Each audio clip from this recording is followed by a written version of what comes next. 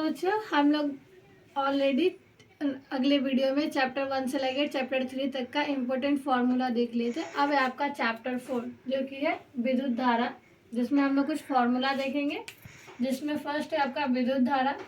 विद्युत परिपथ में प्रवाहित धारा का परिमाण, यानी कि जब किसी परिपथ से करंट पास होता है तो उसकी वैल्यू कितनी हो सकती है, उसकी प्रबलता कितनी हो सकती है, वो हम लोग कैसे निकालेंगे। तो फॉर्मूला होता है आई बराबर क्यू बाई टी।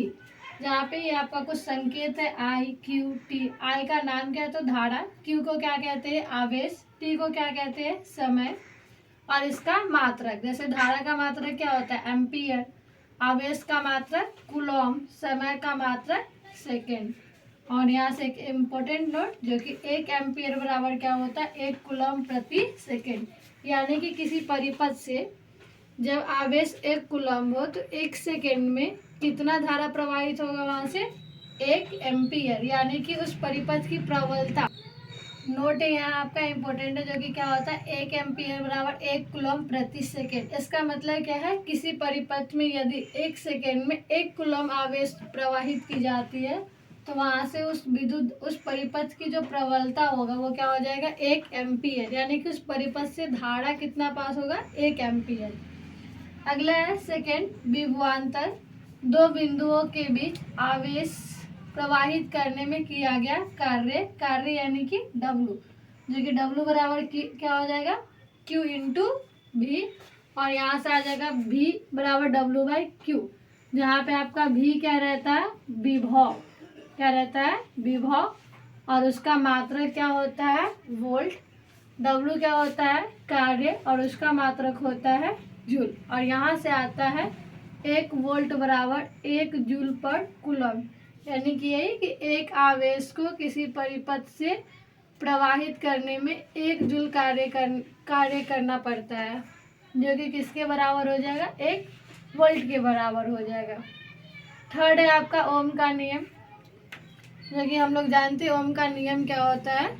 यदि किसी परिपथ से विद्युत धारा प्रवाहित किया जाए तो एक निश्चित ताप पर V और I जो होता है वो एक दूसरे के समानुपाती होता है, और यहाँ से समानुपाती को हटाने के लिए यहाँ पे एक नियतांक का यूज किया जाता है, जैसे हम लोग क्या बोलते हैं R, प्रतिरोध, जिसका संकेत कुछ इस प्रकार से होता है। जैसे कोई सर्किट लगा हुआ तो यदि कुछ सर्किट में इस प्रकार से रहेगा, इसका मतलब ये क्या है प्रतिरोध है, जिसका संकेत क्या होता है R, और R का मात्रक क्या होता है ओम।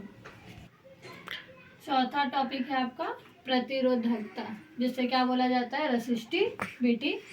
इसका संकेत होता है रो, और यहाँ से फॉर्मूला आता है रो बराबर RA/L। रो क्या होता है प्रतिरोधकता, R क्या होता है प्रतिरोधक, ए क्या होता है वो जो हम लोग वायर यूज करते हैं। जैसे मान लीजिए एक वायर है तो इसकी मोटाई यानी कि इसकी इस एरिया का क्षेत्रफल, जिसे बोला जाता है अनुप्रस्थ काट का क्षेत्रफल, यानी कि ए क्या हो जाएगा अनुप्रस्थ काट का क्षेत्रफल, और जो एल होता है वो क्या होता है तार की लंबाई। यहाँ पे लिखा भी हो संकेत रो को क्या बोला जाता है प्रतिरोधकता, आर को क्या बोलते हैं प्रतिरोध, ए को क्या बोला जाता है अनुप्रस्थ काट का क्षेत्रफल। जैसे कि बता, जैसे ये मान लीजिए वायर है तो इस एरिया यानी कि उसकी मोटाई को क्या बोलेंगे, मोटाई भी बोल सकते हैं आप उसे, या फिर अनुप्रस्थ काट का क्षेत्रफल। एल क्या होता है तो चालक तार की लंबाई। यहाँ पे सबका मात्रक लिख रखा है, जैसे प्रतिरोधकता का मात्रक क्या आता है ओम मीटर। जब हम इस फॉर्मूले को सॉल्व कीजिएगा वहां से भी आ जाएगा। प्रतिरोध का मात्रक क्या होता है ओम, अनुप्रस्थ काट का क्षेत्रफल का मीटर स्क्वायर, और तार की लंबाई का मीटर। ये फॉर्मूला यहाँ देख लेते कैसे आता है। जैसे यहाँ पे वैल्यू मात्रक डाली, आर का मात्रक ओम, ए का मात्रक मीटर स्क्वायर, और एल का मात्रक मीटर। यहाँ से मीटर कैंसिल हो जाएगा, और यहाँ से आ जाएगा ओम मीटर, जो कि किसका मात्रक होता है प्रतिरोधकता का, यानी कि प्रतिरोधकता का मात्रक क्या होता है ओम मीटर, प्रतिरोध का ओम। अगला है आपका अगला टॉपिक है 5वां विद्युत शक्ति। विद्युत शक्ति क्या होता है शक्ति यानी कि कार्य करने की क्षमता, यहाँ पे लिखा है विद्युत शक्ति क्या होता है, तो कार्य करने की समय दर को क्या बोला जाता है, विद्युत शक्ति। यानी कि किसी काम को आप कितने टाइम में कर रहे हो उसी को क्या बोला जाता है, विद्युत शक्ति। और यहाँ से विद्युत शक्ति का संकेत भी होता है पी, तो यहाँ से आपका आ जाएगा पी बराबर समीकरण पी बराबर W/T। W क्या है यहाँ पे, कार्य, जो कि हम लोग पढ़े अभी जस्ट। टी क्या होता है, समय। और यहाँ से आता है W बराबर I²RT। ये कैसे आता है तो हम लोग नेक्स्ट वीडियो में पढ़ेंगे कि W बराबर I²RT कैसे आता है।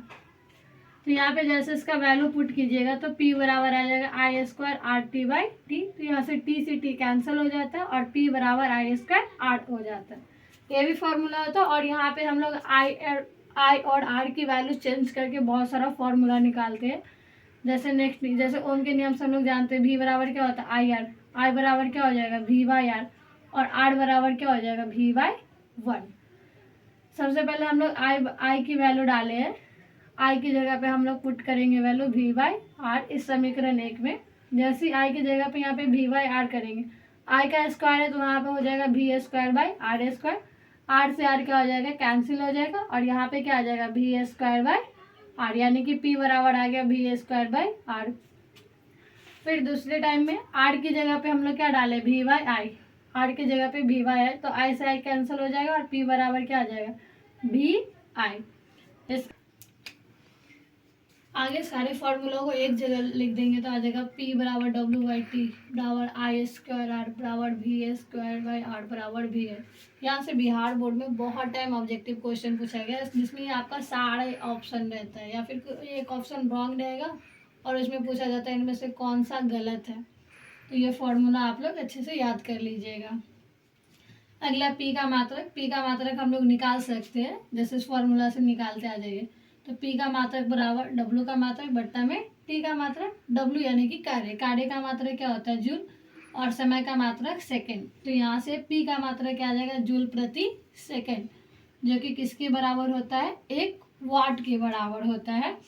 और जो 1 किलोवाट होता है वो किसके बराबर होता है 1000 वाट के बराबर होता है। आप लोग क्लास 9 में पढ़े होइएगा 1 किलो बराबर 10⁻3। तो 1 किलोवाट कितने के बराबर आ जाएगा 1000 वाट के बराबर आ जाएगा। तो यहाँ से आपका विद्युत शक्ति हो जाता है। और अगला टॉपिक है आपका ऊर्जा। कार्य और ऊर्जा का जो मात्रक होता है वो समान ही होता है। ऊर्जा का भी मात्रक क्या होता है जूल होता है और कार्य का भी मात्रक क्या होता है जूल होता है। इसका CGS में मात्रक देखेंगे तो कैलोरी होता है, जिसे शॉर्ट फॉर्म में दिखाते हैं CAL।